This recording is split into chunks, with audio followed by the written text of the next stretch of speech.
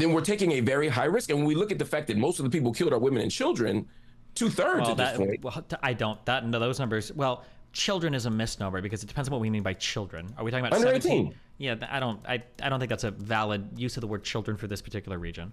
Why? Because 15, 16, 17-year-olds can be part of the military and can fight. Right.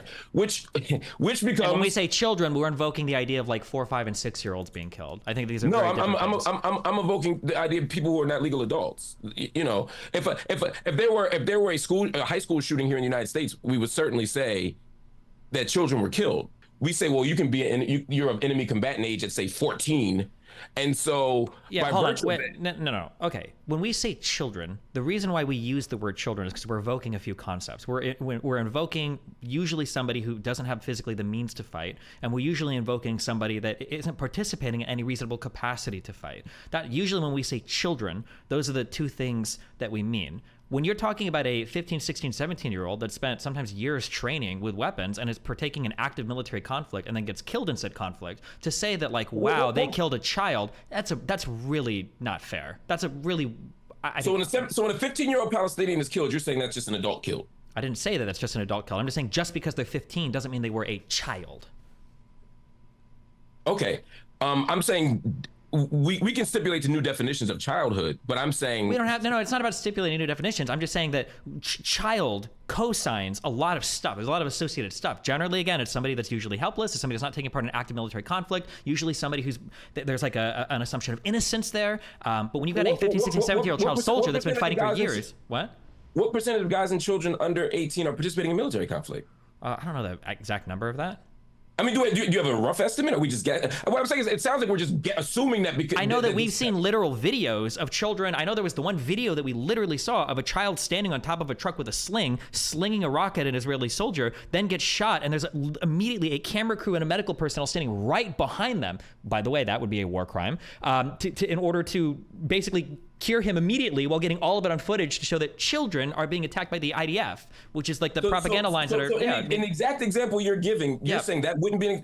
because that child slung a rock, you're saying that means they're a combatant and therefore a child wasn't killed based on the concepts that childhood invokes that you just raised? Is that what you're saying? Yeah, of course. Obviously, yeah. So, when we talk about school children being killed, right? Like, when you talk about Columbine, we don't usually refer to the shooters as like the children killed other children. You say the shooters or the mass murderers killed the children because it feels weird to say the children killed the children because child carries with it again these assumptions of innocence and non-combatant, non-militant activity. Nobody would refer to a 15, 16, 17-year-old that's had weapons training for years, carrying an AK-47, raping and murdering civilians as a child. That's a really weird way to refer to that. Well, it's a way to make made a whole leap with the raping and murdering civilians thing, but to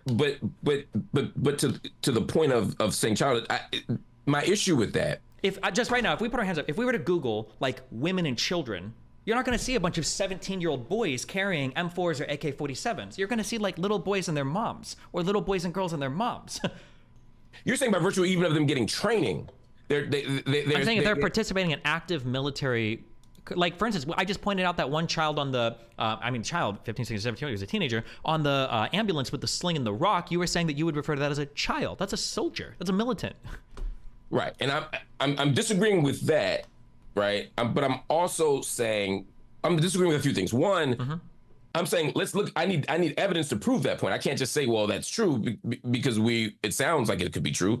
I don't believe that to be true, and I've seen no evidence that that's true. Just on that point, like, for instance, nobody would refer to, like, Rittenhouse as a child, right? Kyle Rittenhouse was a child?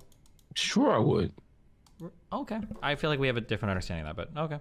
Yeah, sure. But my bigger point is part of how Israel justifies saying they're getting at combatants and not civilians is to, one, loosely define a Hamas connection. When you look at, when they say someone has a Hamas connection, or these journalists that were killed weren't real journalists, they were Hamas soldiers. And then you look at how they're defined as being part of Hamas, it's often like, well, they work for state TV. They have a cousin who they met with. Here's a picture of them 5 years ago at a Hamas meeting or wearing a uniform or something of that sort, right? I'm just saying that, like, when we say women and children, when we say children are being killed, we're invoking this weird idea that it's like these innocent non-combatants that are dying. I think your combatant status comes first, and then after that we evaluate things like women and children. Like we said before, if a group of 17-year-old boys were, going into some place with AK-47s to shoot it up, and they get killed in an operation, we would be like, oh my God, you killed children. They were soldiers first. They were militants first. Same thing when the IDF employs women. We don't say, wow, Hamas is horrible for killing those women soldiers.